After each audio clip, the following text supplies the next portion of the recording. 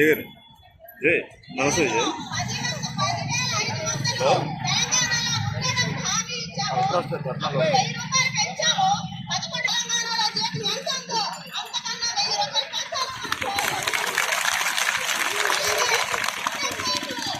హామీలు ఇవ్వట్లేదు. ఒకవైపు మేము శాంతియుతంగా సమ్మె చేస్తుంటే సెంటర్లు తాళాలు సచివాలయ సిబ్బందితో సెంటర్లు తాళాలు బద్దలు కొట్టి ఈరోజు సెంటర్లలోనికి వెళ్ళి వాళ్ళు సామాన్లు అవి సరుకులు అవి తీయడం జరుగుతుంది. మేము ఒకటే చెప్తున్నా, ఎవరైతే సెంటర్లు తాళాలు బద్దలు కొట్టారో వాళ్ళ మీద కేసులు నమోదు చేయాలి. మేము వెళ్ళిన తర్వాత మేము ఎలా పెట్టామో సరుకులు అవన్నీ మాకు అప్పచెప్పాలని మేము హెచ్చరిస్తున్నాం. ఒకవైపు తెలంగాణ కన్నా అదనంగా ఇస్తానని జీతం పెంచుతానని హామీ ఇచ్చిన హామీని మేము నెరవేర్చాలని ఈ రోజు కోరుతుంటే ఇవి గొంతమ్మ కోరికలుగా ఈ ప్రభుత్వానికి కనిపిస్తుంది. సుప్రీంకోర్టు తీర్పు చెప్పింది అంగన్వాడీలోకి గ్రాడ్యుయేటీ అమలు చేయమని.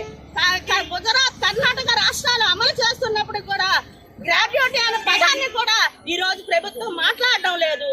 ఒకవైపు రిటైర్మెంట్ బెనిఫిట్స్ 50,000 20,000 ఇచ్చి చేతులు దులుపుకుంటుంది. ఈ రోజు ₹1,00,000 పెంచాము, హెల్పర్లకి 40,000 పెంచామని చెప్తుంది. అది ఎంత మాత్రమని ఈ ప్రభుత్వాన్ని మేము నిలదీస్తున్నాం.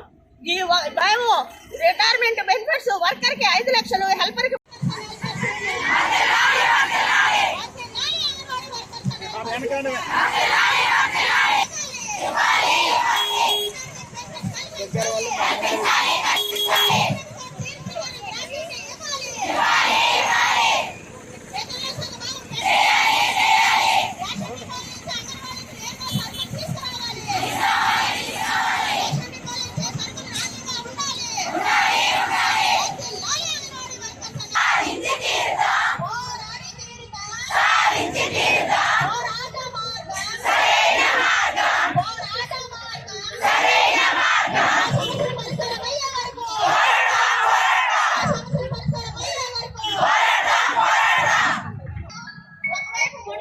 జగన్ జై నమస్తే జై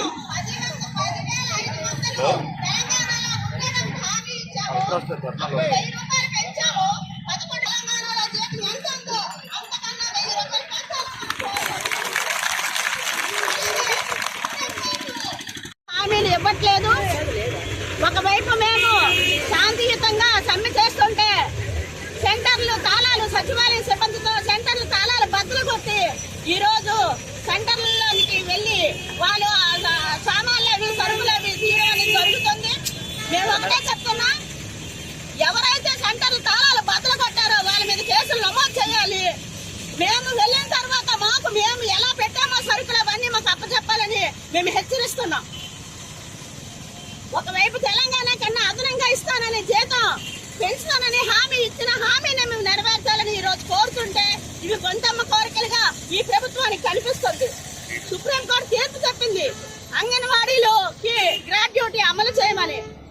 గుజరాత్ కర్ణాటక రాష్ట్రాలు అమలు చేస్తున్నప్పుడు కూడా గ్రాడ్యుయేటీ అనే పదాన్ని కూడా ఈ రోజు ప్రభుత్వం మాట్లాడడం లేదు. ఒకవైపు రిటైర్మెంట్ బెనిఫిట్స్ 50,000 20,000 ఇచ్చి చేతులు దులుపుకుంటుంది. ఈ రోజు ₹1,00,000 పెంచాము, హెల్పర్లకి 40,000 పెంచామని చెప్తుంది. అది ఎంత మాత్రమని ఈ ప్రభుత్వాన్ని మేము నిలదీస్తున్నాం. మేము రిటైర్మెంట్ బెనిఫిట్స్ వర్కర్ కి 5 లక్షలు, హెల్పర్ కి 3 లక్షలు ఇవ్వాలని మేము కోరుతున్నాం.